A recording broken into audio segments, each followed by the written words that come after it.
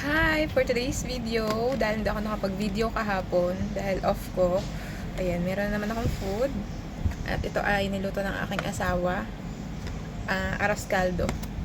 Ito ay arroz caldong may paa ng manok. Ayan. Yummy! Tapos, may kasamang kalamansi at saka chili oil. Ayan. So, first, bigyan muna natin ang kalamansi. Kadami. Kaya ka ba itong ubusin? 2 kalamansi lang.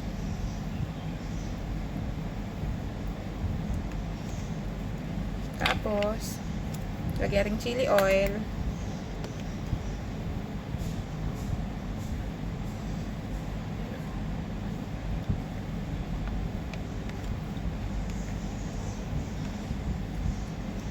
Ang sarap. Natakam na agad ako. Ayan, so first bite. Lagyan natin ng itlog.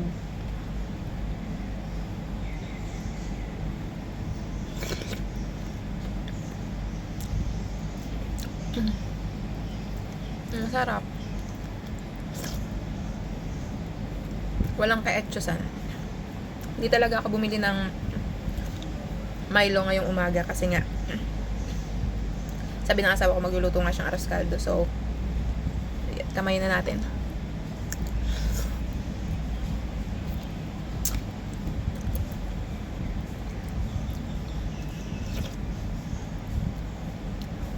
Tamang-tama siya kasi malamig-lamig ngayon kasi kagabi halos magdamag umulan. Hanggang ngayon nga basa pa yung mga kalsada dito.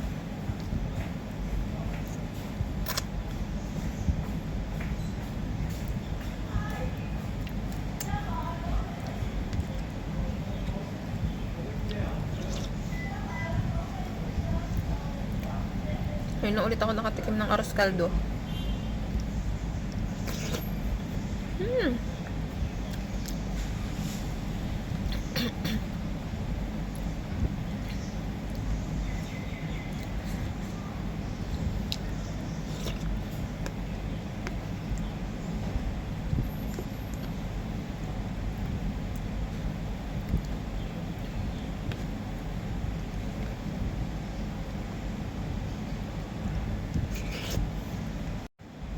So, kagabi, umatan kami ng Sabbath service. Ayan, at kaya naman medyo antukin ako ngayon. Kaya saktong-sakto yung niluto ng asawa ko pampagising. Mainit-init na sabaw, tapos maanghang.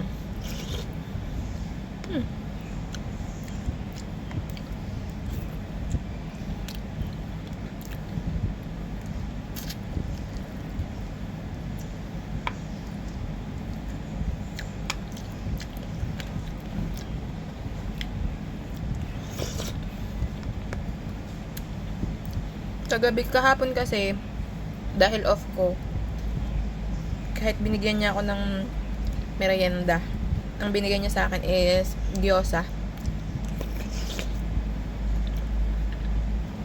Pero hindi ako nakapag-shoot kasi medyo madilim dun sa kwarto niya. Tsaka nung umuwi siya, kailangan nilang magpahinga, kailangan nilang matulog.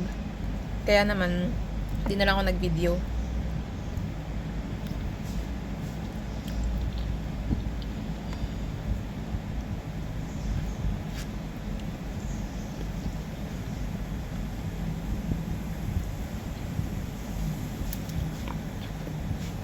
Wait lang, may customer. Okay, tuloy na natin yung pagkain. Hindi naman siya bumili, tumingin lang siya. Pero, it's okay. So, anong oras na ngayon? 10:25 na. Pero wala pa akong benta. Hopefully, bago mag-engine shift ko, nakabenta naman ako ng malaki kasi nai-stress ako pag wala akong benta.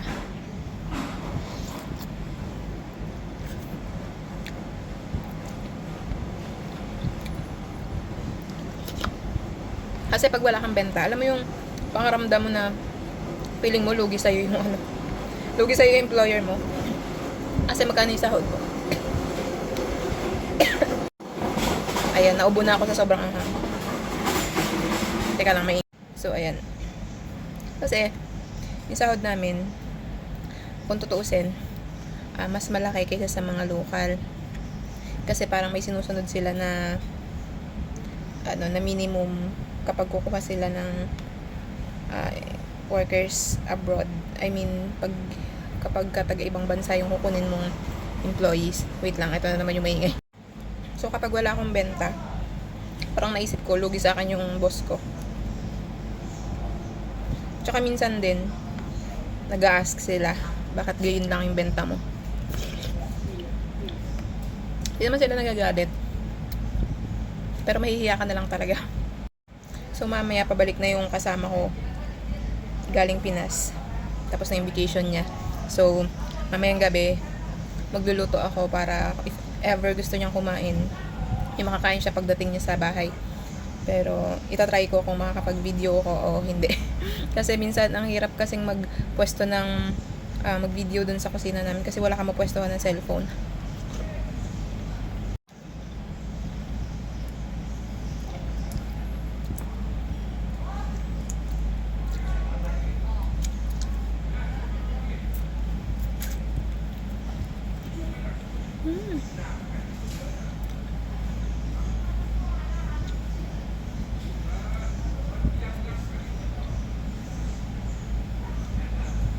Ito lang yung mahirap pag kumakain ka ng paa.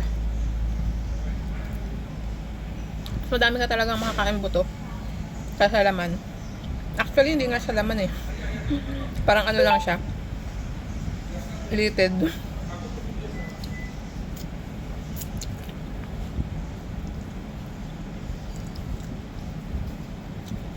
So, napag-usapan namin sa simbahan kagabi na gusto nilang i-try yung gusto nung isa kong friend na i-try lutuin yung crispy pa. Alam mo yun, yung nakakain pati buto. At pagka ganito nga, parang ang sarap nga, no? Wala ka nang itatapon. Kakagatin mo na lang siya talaga ng buo.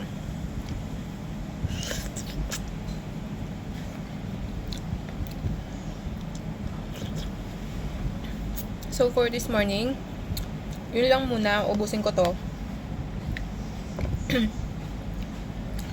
Kasi ang sunod na dala niya sa akin ng pagkain is mamayang 2 p.m. So, mamaya na ako 2 p.m. magla-lunch. Ito muna yung breakfast ko.